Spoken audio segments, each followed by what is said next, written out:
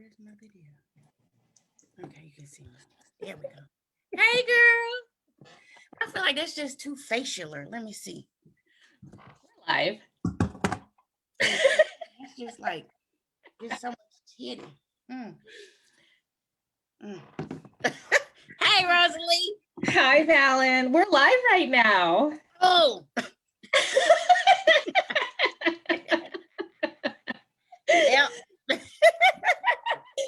So, when I schedule things on Facebook, it like just It's automatically. automatic. Yeah. It's all good. It's all this is me. This is me. Yeah. It's so great to see you. Likewise. I feel like it's been a long time. It sure has. I feel like after we do this, we definitely need to figure out a time to catch up and just, I want to know what's going on in your life. Yes, a lot is going on and we need to catch up. And then likewise, I want to know what's going on with you and postpartum wellness, the foundation. It's a lot of exciting stuff happening in 2021. Oh my gosh, it's just I feel like we've turned a corner in 2021. I think we have. I think we Mhm. have. Yeah. Yeah, I feel like things are looking better. The weather is finally starting to get warmer, and I think You things all had snow this week, right? we did. We had snow. I do not. I don't miss it. I don't miss it. I miss the DMV, but I don't. So yes, no, I don't miss that. No, no. So, how cold does it get over where you're at? Here in Durham, it doesn't get super cold. I mean, we like, but cold is relative. Like, we shut down with like freezing rain. So I think today when I went to get coffee, it was like in the 50s, and that's cold enough. And 46 degrees today. So yeah, that's cold enough. Oh yeah. Yeah. Okay. That is cold. Okay. All right. Well, I'm glad you're here. We can go ahead and get started. I'd like to start off by just I know you, but there may be some people that don't. And so I really want to introduce you because you are such an accomplished person, and I wish everyone could know you personally like I do. And then we'll get on to talking about sex therapy. Nice. Well, thank you for having me. And so I guess I'll just give an intro of myself. But Or I could read your bio, whichever you prefer. well, you know what? Go ahead and I don't necessarily have a preference. I feel like I don't always do myself justice. So maybe read the bio. You have the bio? Oh, that's wet. I'm here. You know what? Okay, I'm here because I already have given them angles, so let me just introduce myself. So I am Valen Alford. I am a clinical social worker based in Durham, North Carolina.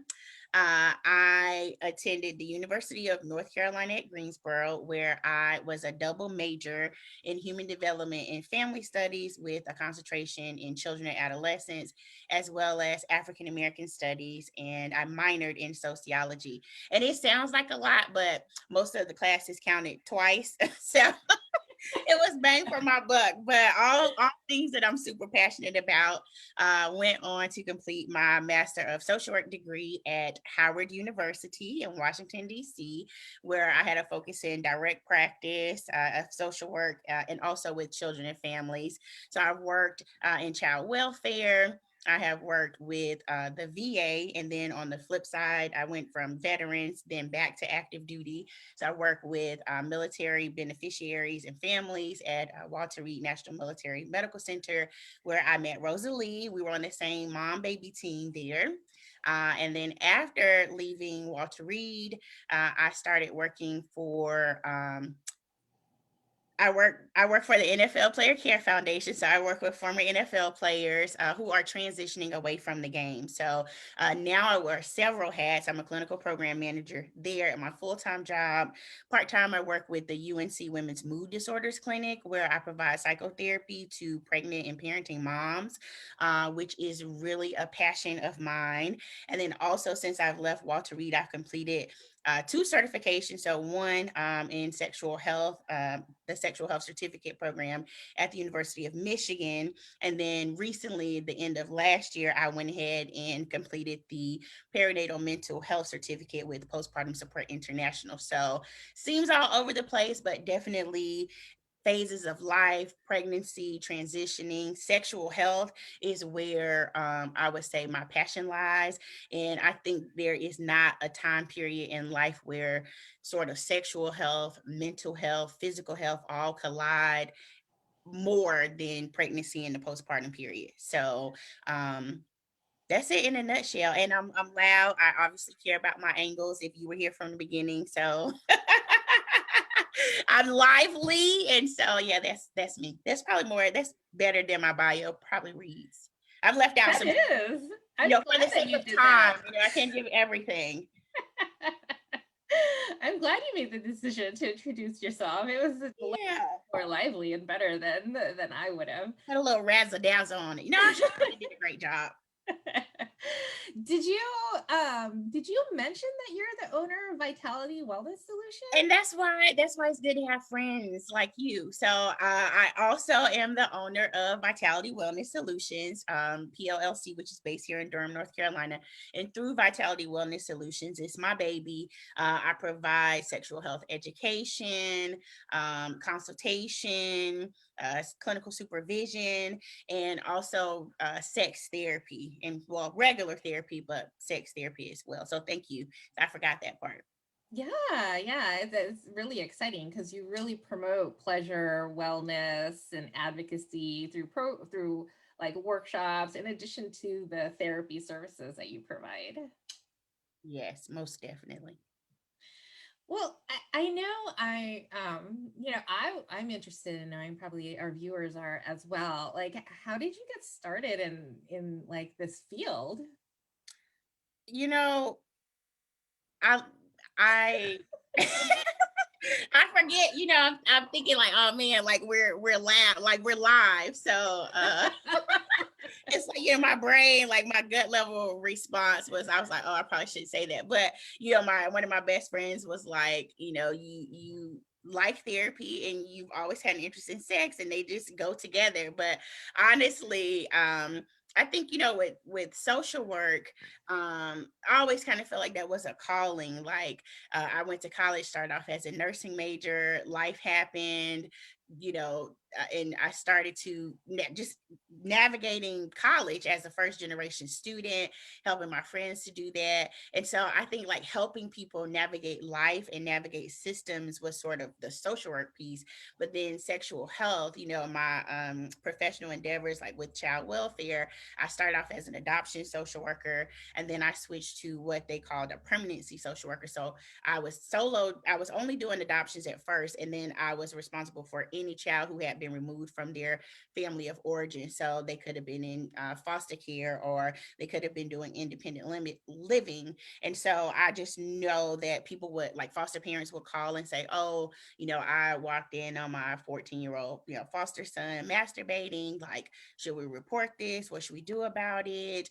Or just things like gender identity, or, like, I'm not calling him that. That's not his name. Like, things would always come up. And so, I'm very direct. And so I'm like, well, 14 and masturbating, like, was he touching anybody else? Was it, at an inappropriate time? Like, no, he was in his room and I walked in, he was masturbating. I'm like, well, did you walk out? Like, did you, like, was there a conversation afterwards? And so, all those things that we talk about in social work, like human development or human behavior in the social environment. And so just normalizing and destigmatizing sexual development. Also, I was born to teen parents. My parents had me in high school. And so even then, we're a pretty open family.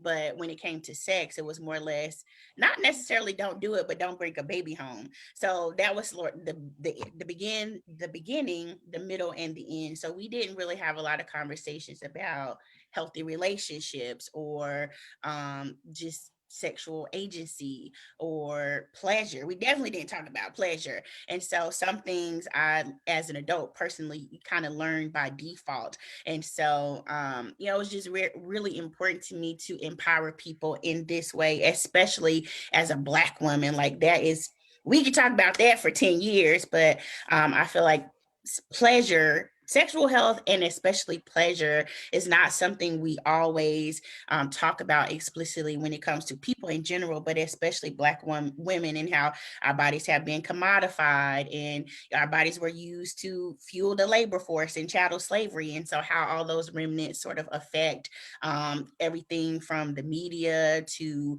how we feel about ourselves, relationships, parenting, like things don't happen in a silo. And so I think that's the happy marriage of sort of all these different hats that I wear, because that's relative and relevant to all of these populations and all of us just as people who are developing and navigating life, whether you are sexually active or not. Because I think sometimes when we think about, or when society at large thinks about sexual health, it's more about the act of having sex or not having sex, things like condoms or positions. But sexuality is much broader than whether or not you engage in sex or what type of sex you have or who you have sex with. So that's kind of how I got into it. Same with the veterans. Like, I mean, it's just sex doesn't happen in silos and sexual development doesn't happen in silos. So that's kind of how it just resonated with me. Like, this comes up no matter who I'm seeing, whether it's direct or indirect, whether it's NFL players who have, who are in their 40s and 50s now, and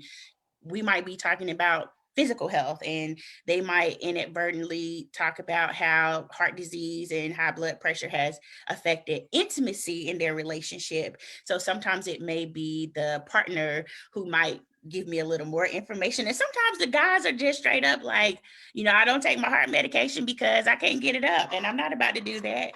So I think it comes out in different ways depending on who I'm talking about. But at the end of the day, things like pleasure, function, self-esteem, they all affect us, and and just our walk as people. And so that's why I'm really passionate about it. Yeah, I could definitely tell that you're passionate about it. That this is like your calling and this is the purpose of your professional life and career. And I think you really were able to speak to how sexual health really intersects all parts of us, and you really emphasize that it's that sexual health, sexual intimacy, sex therapy, it doesn't live in silos. And I really appreciate that you highlighted that. um I I do want to ask you, what is sex therapy and what is it not? Because I would imagine that there are some preconceived notions about what goes on in sex therapy. Um, Also, gosh, there was something else I was going to say, and it just flew away. And so I hope it will come back because I will ask you. Hate when that happens, but it will hopefully come back to you. But that's a great question. I think a lot of people have questions about it and preconceived notions. Yeah. So sex therapy is psychotherapy with a mental health professional, where the focus is on sexual health and sexuality. So just like if you were to see a trauma therapist and they focus on the topic of the conversation is trauma, or whatever kind of, if you see a family therapist, they focus on family issues, or you might involve a family member. So sex therapy, I think the important thing to say is it is psychotherapy, it's regular therapy, and it's with a licensed mental health professional. And so that is something you can check with various state licensing boards. But this person has had advanced training in sexual health, in sexuality. And so sex therapy, I think one thing that people often don't realize is sex therapy is not couples therapy. It's not necessarily that you have to have a partner or be partnered to talk to a sex therapist or to engage with the sex therapist. Like there might be things about your own sexuality, such as your gender identity, or I'll come back to my work with moms and how, even though I'm seeing new moms for, or pregnant and parenting moms for maternal mental health, we always end up talking about sexual health because we're either talking about the nature of the changes in their relationship or the changes of their bodies during pregnancy. So sometimes we're talking about things like arousal and desire, or sort of their sex drive and libido, and how either they're not feeling as comfortable, or even a partner might not feel comfortable engaging in sex due to pregnancy and things like that. So it doesn't have to be two people. It doesn't have to be, you can be an individual and see a sex therapist. And what it is not is like, I'm not going to come in like model positions for you. We won't be watching porn together. Now, we might be having an explicit conversation. Like, let me say that. Like, we might be talking about, and when I say explicit, I don't necessarily mean vulgar, even though depending on your therapist, like if you have me for a therapist, I don't sort of license police mouths in therapy. I think that's a place where you can be free. And so it's an opportunity for us to learn each other better. But it may be vulgar, but when I say explicit, I mean it is sexual. So we might be talking about where you put your penis, or how often you have sex. And I say explicit because there is a lot of stigma with sexuality, even in sexual health. So it's like, yeah, I mean, if I'm helping you to make sense of your relationship and the fact that your partner wants to have sex 4 times a week and you want to have sex once a month, I may be asking you, well, like, what do you define as sex, and how often do you do that, and where? Like, explicit as in it may be more than what you normally talk about, be very direct. So, but I think a lot of people kind of wonder, like, oh, and there are people who, there are like sex doulas, and there are people whose professional endeavors involve, modeling, teaching different kink styles and things like that. But a sex therapist, in the general sense of the word, won't offer that.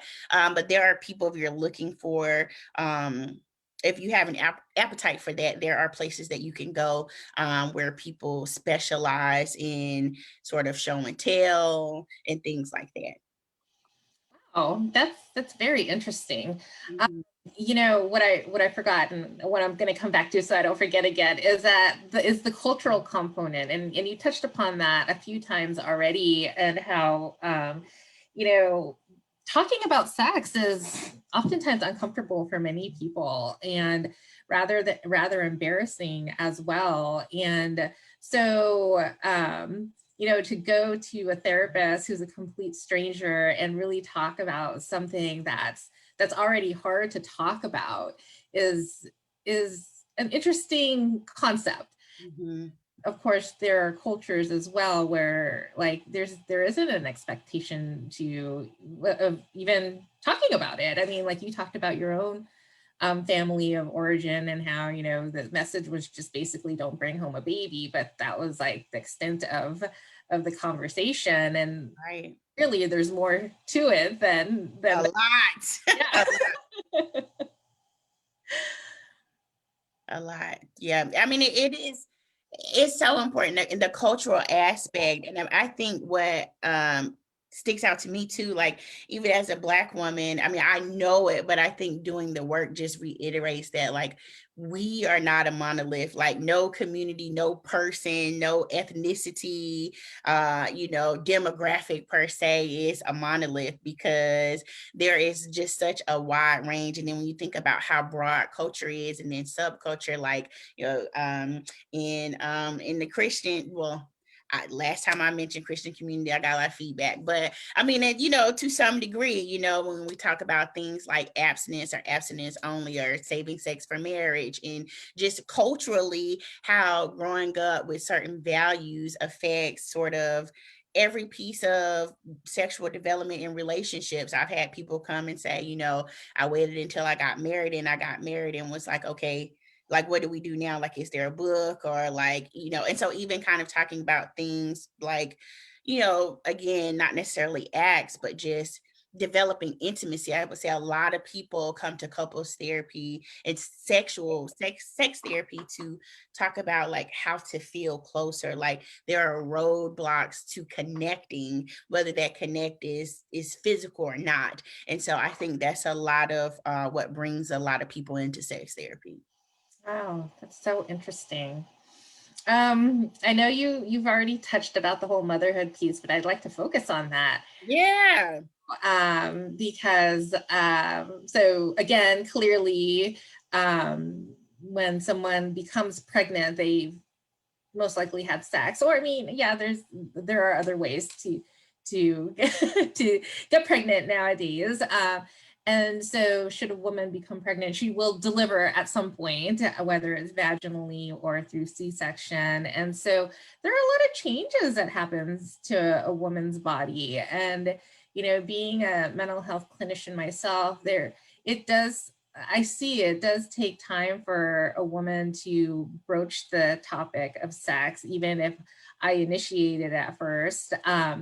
But common questions include, even though she's received the medical clearance to engage in sex, that there isn't the interest or the desire, and also just being scared of potential pain that she may experience, and just wondering what it's going to feel like and if it's going to be different. And of course, just this self-conscious awareness of the body changes. There's just so much to it, and I'd appreciate if you could speak to some of that.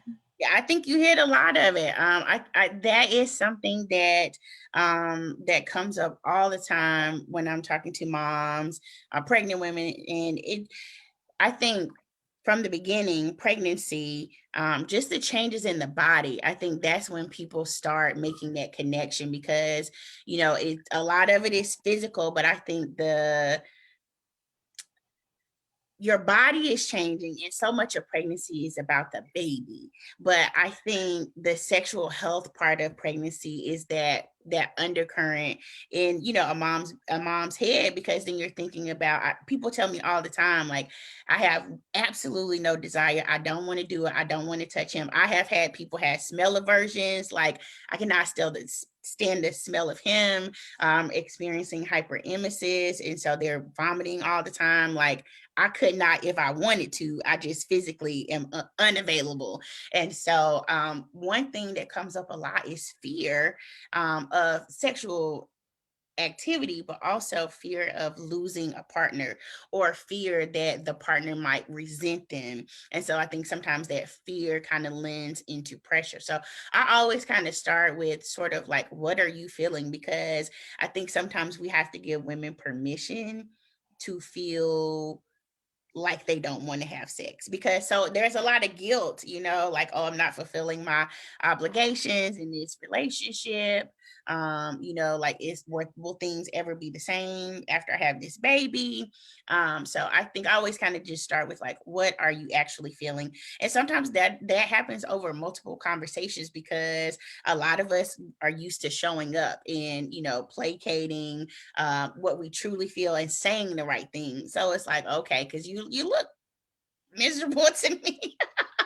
I mean, I say that with somebody I have rapport with. Obviously, I try not to do that with strangers, but where I can kind of, clinically confront the incongruence, right? Like, you're telling me, it's not that big of a deal. Like, I'll just do it, but you look uncomfortable. Like, I noticed your facial expressions changed as you started talking about that. Is that how you really feel? And so I think a lot of what I do is just helping people to own that, because then you can really move forward. Like, it's okay if you're if you don't want to have sex all the time, or if you're not feeling sexy, if you're feeling like, a big fat whale. I feel like I hear that once a week.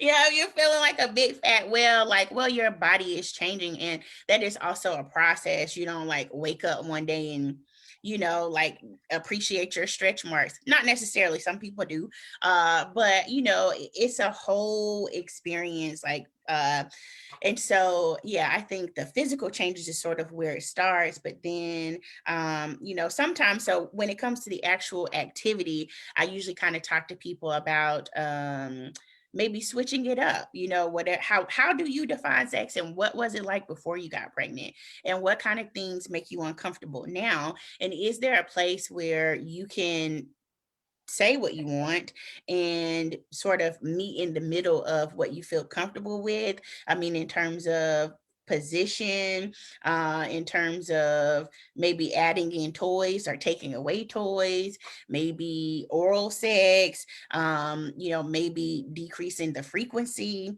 and even scheduling sex. Like, that's one thing I talk about a lot, because sometimes there becomes this anxiety about, like, oh my gosh, I know he's gonna try it tonight, or I know she'll try, and I don't even go into the bedroom. Like, I stay with the kids, or I'll sleep downstairs. Like, I don't want to have that conversation. And so, a lot of what we talk about is, having a conversation. So we might do role play. I might bring in a partner.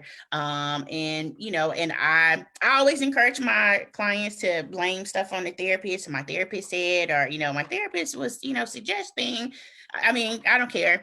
And so, but sometimes, like, just having that conversation or having me as a scapegoat helps people to have more challenging conversations. And so, I think that is something that happens. What else?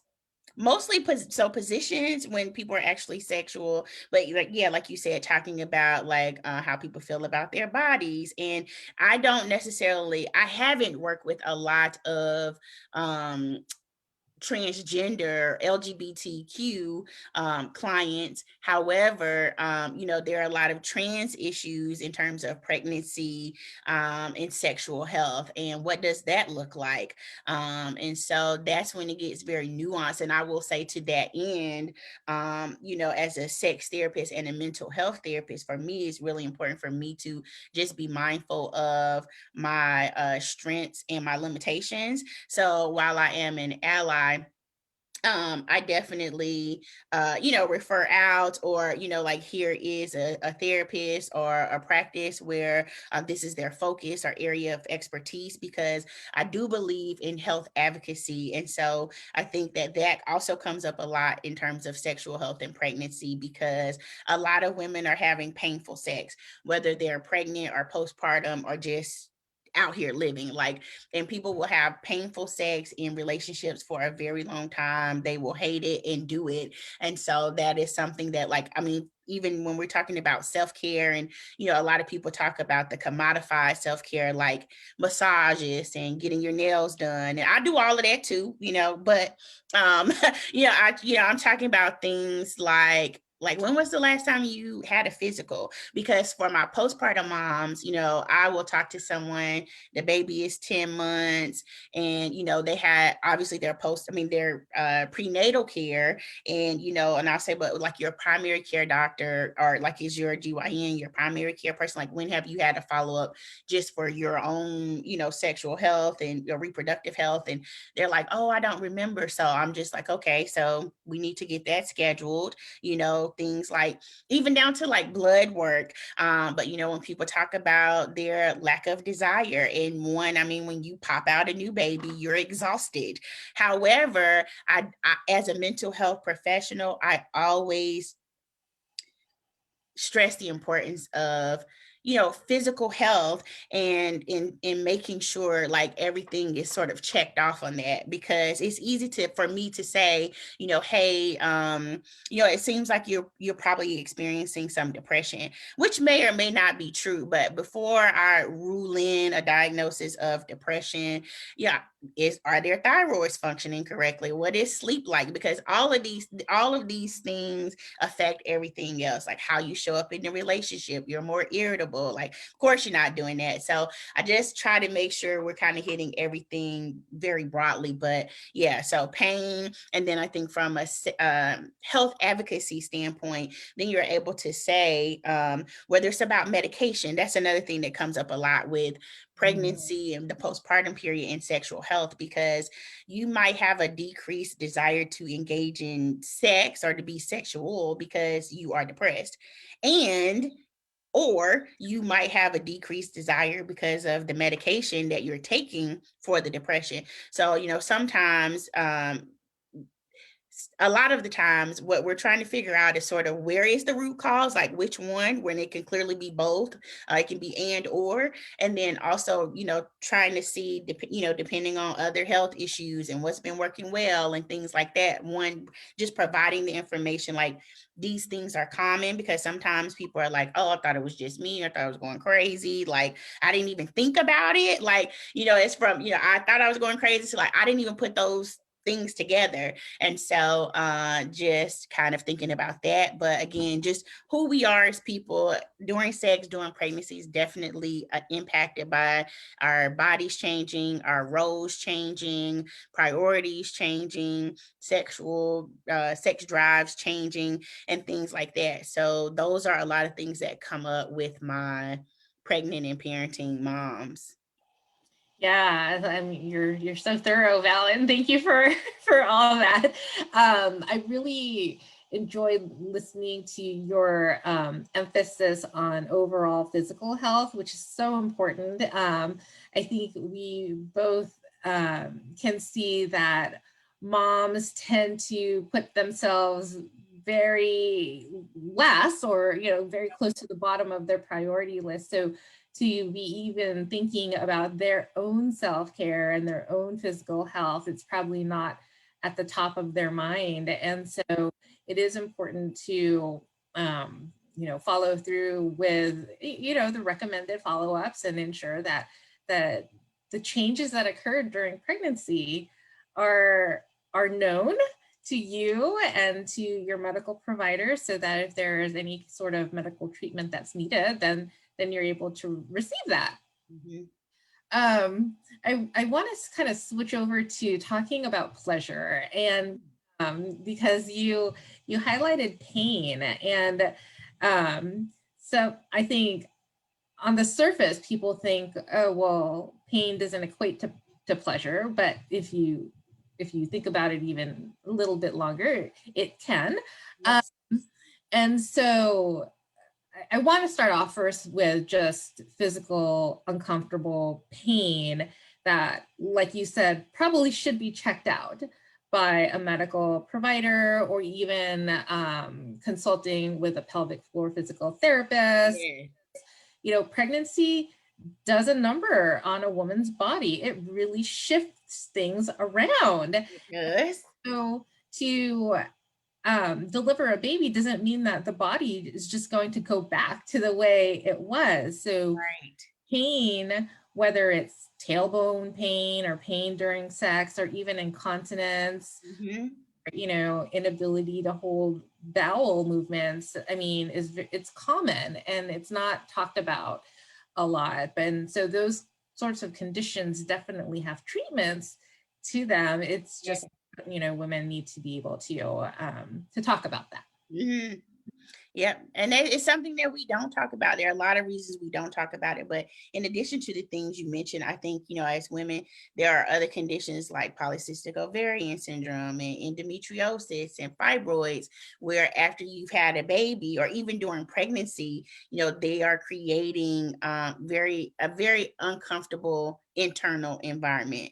And so, mitigating what you can to some degree, or learning how to change things in response to what's going on, can definitely reduce the amount of pain you might be experiencing. But I think you make a good point, because if you are experiencing pain, you may not be experiencing pleasure. But just because you aren't experiencing pain doesn't mean that you're having pleasurable sex, right? Like, you just be boring as hell, and it's like, ain't nobody got time for that, like, well, what do you do with that?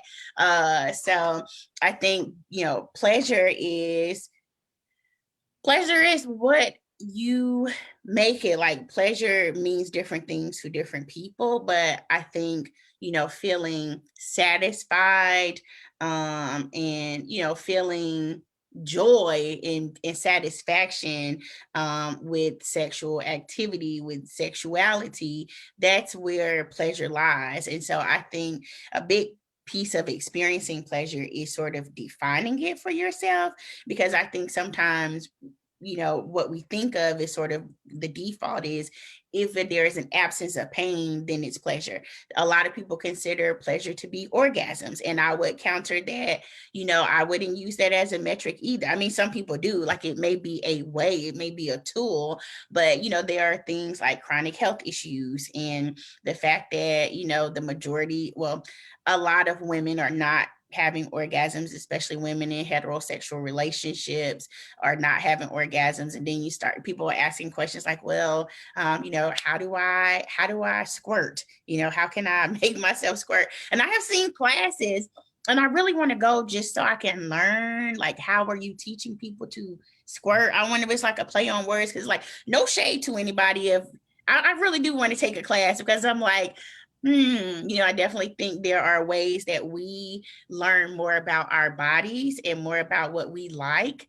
But especially like female ejaculation, it's not the same as male ejaculation. So yeah, I want to know how they're teaching people. But one thing, like one book that I really enjoyed was this book called by Emily Nagoski, and it's called Come As You Are. And so that book, I don't know what I thought it was going to be about, but it's really more about like sexual health neuroscience. And I was like, oh, this was a sneak attack, because I mean, it's called Come As You Are, so I thought it was going to be about coming. But in the book, she talks about basically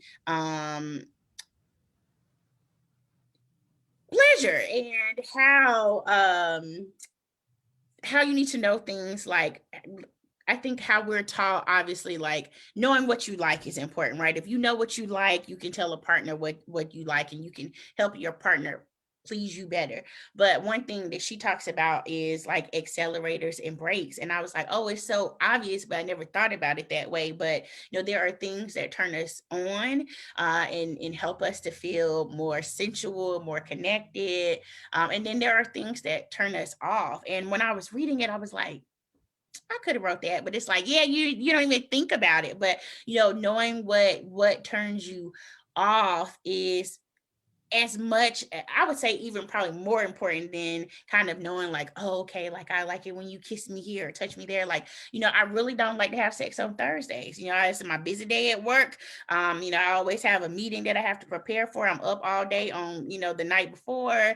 I have to pick the kids up, blah, blah, blah. Like, that's the day that your mom usually comes over, or I mean, but like, no, like these things, right? Like, or, thinking about like, what was the best sex you had, like when was that, and what made it great. And so what it like, she helps you to think about the context. So it's like, oh, like that night, like we had a babysitter, not just any babysitter, but it was my sister, and I completely trust her, so I wasn't worried about the kids. He planned the date, so I didn't have to get upset that like I always have to do stuff, I have to ask for the date, I have to plan the date.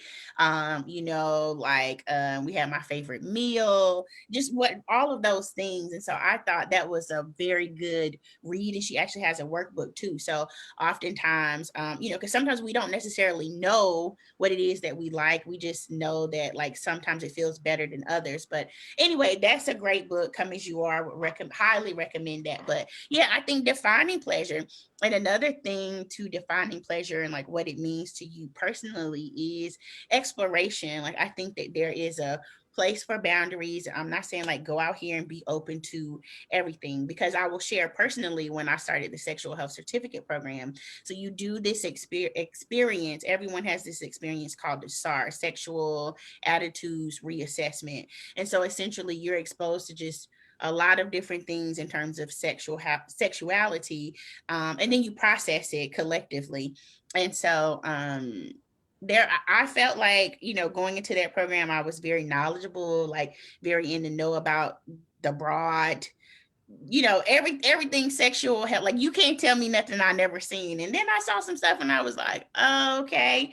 And so as a clinician, I think the SAR was so helpful because, they really prep you. Like, as a clinician, you can tell me anything. I can work with anybody. Like, it's called unconditional positive regard for us, right? So, I will always just be here to support you. But when I take that clinician hat off, which we all have our biases and, things that, excite us or turn us off. And so, they tell you, you have to show up whole because it's about your personal experience. Because even though I'm a clinician, as clinicians, we use ourselves as the tool. So it's really sort of to help you check your own stuff so that you can be more present to clients and what they need. And so with that SAR, I was just like, oh, okay, like I had never heard about this or never knew about it. And so, part of me almost kind of instantaneously wanted to like, okay, well, I should go to a conference on BDSM, or I should go to a swingers club. Like, I need to know everything about every kind of sexual health topic that might come up. And so, no, like, I said with myself, like, I'm not going over there, I'm not doing that. But I do think, I said all that to say, because I'm like, dang, I went on a tangent, but I said all that to say, when you're defining pleasure for yourself, I think there is a fine line of having boundaries, and definitely don't do anything that makes you feel uncomfortable, but trying things. Because I think sometimes, like, even when I'm talking to people about masturbation, like, I usually, when I talk about self-care, I always talk about masturbation. We talk about why people don't do it, because a lot of people don't do it. So we talk about like why you don't do it. And then there are values that people have internalized, values that partners internalize. Well, if you're masturbating, I'm not pleasing you, or you don't want me, or a toy make you desensitized to what I'm doing. So it's all these layers, but it's like, sometimes people will be like, oh, like, that's not helpful. Like, it wouldn't be helpful. And I'm like, well, have you done it? Well, no, but I just think it's weird. So I think that there is a careful encouragement to be open to some things that you might have not considered, because it could help you to learn more about yourself, gain self-awareness, learn more about who you are, how you show up in relationships. So yeah, all of that to say, have your boundaries. I'm not saying, if your partner brings up a certain kink and you're not with it, to be like, of course. But I encourage people to have those conversations, because sometimes things come up and it's an automatic shutdown, right? Like, hell no, I'm not doing that. Or like, okay, well, if that's what they want, and like, that's what they like, then obviously I'm not enough, and it must mean this and that. And it's just like, let's sit in this uncomfortable space of like, why do you think you had that reaction to what was said?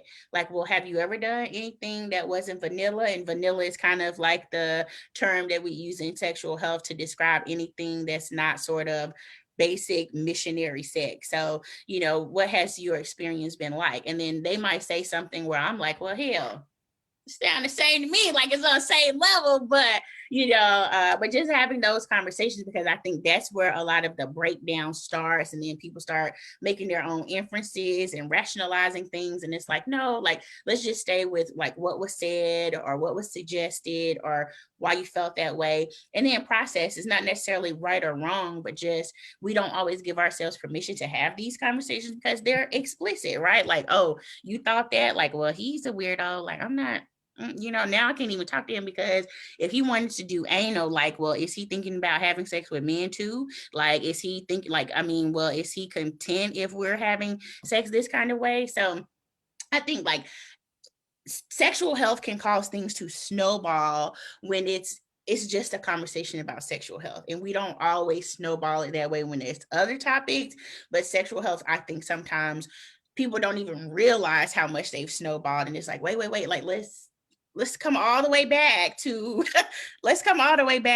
you don't feel comfortable having missionary sex because you're 6 months pregnant. You don't have an aversion to sex, but he wants to have sex and he thinks, he might harm the baby. And I think my doctor said the baby is fine, but like, my back is hurting, I'm not doing that. And it's like, oh, well, like, have you tried doggy style, or do you lean on something?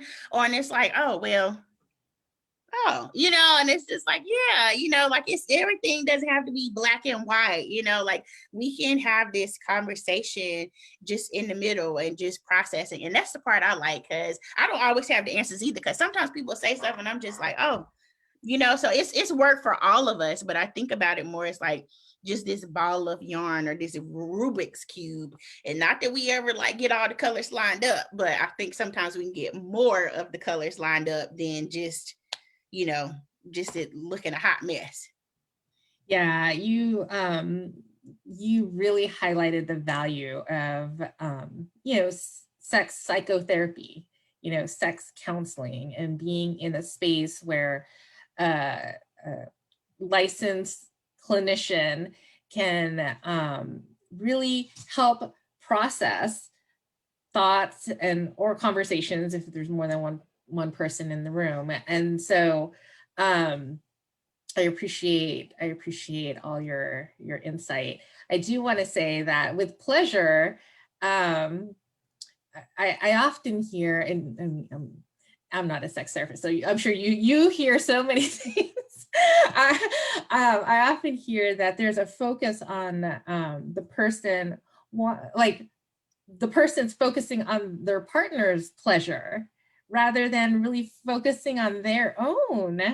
Yes, and even during pregnancy and the postpartum period. And that's why I think I usually start a lot of conversations. Well, not start, but I usually incorporate some kind of talk about masturbation. I'm not saying it's the end all be all, but you know how like my doctors always tell me to like drink water. Like I feel like masturbation is like the water of sexual health. Like it's just so many good things to come from it, whether it's like releasing those good hormones if you can achieve an orgasm, to helping you learn more about your body. But yeah, people are preoccupied. And that's the thing, when we learn about sex most of the time, or what we learn by default is it is something to please someone else. And it's like, no, like, and it's not selfish if you're thinking about getting yours. Like, yeah, no, like if you come here, just like a job, you like your job. Like, I mean, I do what I love, but I also love being compensated well, and I would do it for free,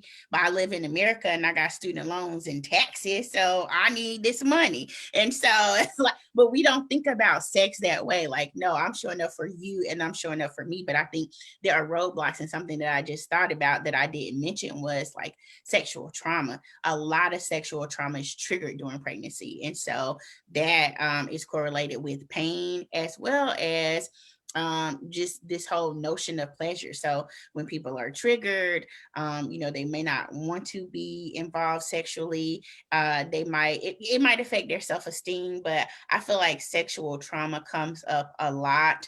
And we could just be talking about anything, but it comes up a lot in terms of not necessarily sexual health, or not necessarily in terms of a relationship, but just a woman's experience. And so I think that definitely colors pain and pleasure. So yeah, I encourage people. But that's the thing, if you don't know yourself, right, like if your body has never been for you, like your body, like pregnancy, your body is to deliver a healthy baby, right? Like that's the point of pregnancy. Or like how, whatever, like from athletes, like their body is a tool, it's their money maker. Like we have these thoughts about like what our bodies are for, and oftentimes, like even when we think about our bodies, we're thinking about pleasure, think about pleasuring other people, which is important, especially if you're in a relationship.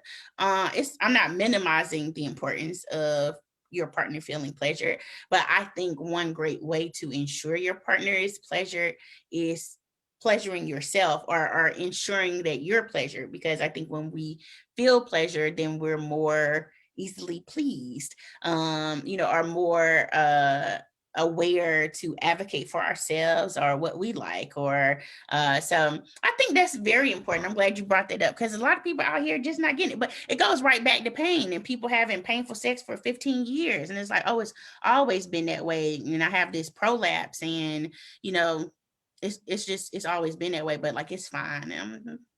Yeah. Yeah, so I mean, if you say so. I mean, it may be, but like, it doesn't have to be that way. And I think that's when the light bulb goes off. Like, have you ever brought that up to your doctor? Like, well, no, like, because they're only in there for 10 minutes. So, we do our lab work, blah, blah. Like, what would my doctor do? So I think that's another thing that comes up, like the whole health advocacy piece. Cause like you mentioned, the pelvic floor physical therapist, I think some people, and then this is so layered, but then when you think about like Black women and women of color and just the like pain, if you Google pain in Black communities, we'll see a lot of research about like pain in the medical setting and how it's not taken as seriously, and there are health discrepancies and disparities related to pain. And so I don't know how much of that is related to like sexual health pain, but just in general with the stigma and all of that good stuff, a lot of people just don't even bring it up. Like, how does that matter, and what would they be able to do about it?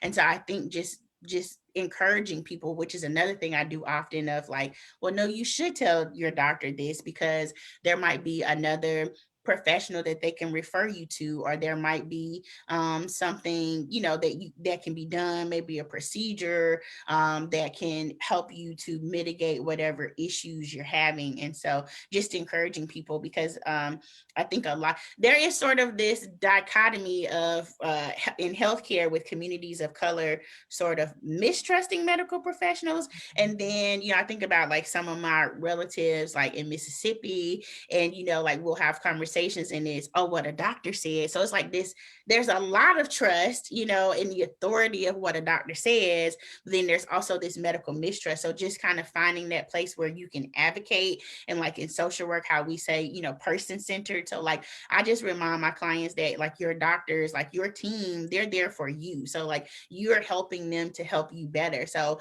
even if you don't know the questions to ask, just some very general ones, like, is there anyone else that some people see for this issue, or how have other people dealt with this issue, or just even saying that like this is an issue and it's problematic. Because if you never bring up that you're having painful sex and you see the GYN every year and you got a clean bill of health, you don't keep on having painful sex. Yeah, that's what's going to happen. And don't do that. Do not do Don't do it. It doesn't have to be that way.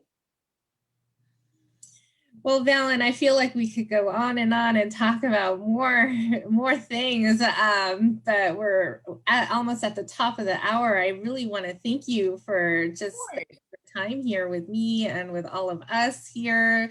This is definitely going to be memorialized on Facebook, so more and more people can watch it whenever it's convenient for them. I do want to highlight your services and just really reiterate that you are a licensed therapist in both North Carolina and Washington, D.C. So I would imagine that you're providing telehealth services right now during COVID times. I am. I haven't been providing a lot of telehealth. I've been doing more of the sexual health programming, educational stuff. But I do hope to be able to provide some psychotherapy, and it will be virtual. To folks in North Carolina and District of Columbia. Yeah, a lot of people are unaware of the licensing boundaries and are unfamiliar that even though therapists are doing telehealth appointments with people, they are actually bound to only do them with residents in the states that they're licensed in. So, Right. because this is going to be distributed around the world and you may have some people contacting you, I would imagine you would be able to point them in the right direction should they need any sort of referrals or resources outside of North Carolina and Washington, D.C. Most definitely. And I think you raised a good point. So with the different hats, if it's sexual health and programming or workshop or speaking, that certainly is not limited. So you can be in Kalamazoo and I can be right here in Durham, and I can provide trainings. I've done that with different organizations. But in terms of actual therapy, whether it's general or sexual health, you would have to be based in North Carolina Carolina or the District of Columbia, but I'm happy to help you find the right person. People have reached out, and at a young lady in Michigan, and she was like, oh, I saw you. I think I was doing a Facebook Live with another colleague, and she was like, oh, I saw you on her page. Like, I would love to work with you. And I was like, I would love to work with you too, but I can't do Michigan. So, but I helped her to get squared away. So definitely, but anything clinical, the therapy, clinical supervision would have to be folks in DC or North Carolina. But otherwise, definitely happy to consult, to provide educational program and things like that. Yeah, I appreciate you making that distinction, because I think you've already done many speaking engagements and workshops, and I'm glad that you highlighted that you're able to do that anywhere, and Mhm. across the United States, anywhere in other countries, like just really. International, okay? Yes, no boundaries for anyone that's interested in accessing you and your skills, your knowledge about sexual health and wellness, so that so that the conversation can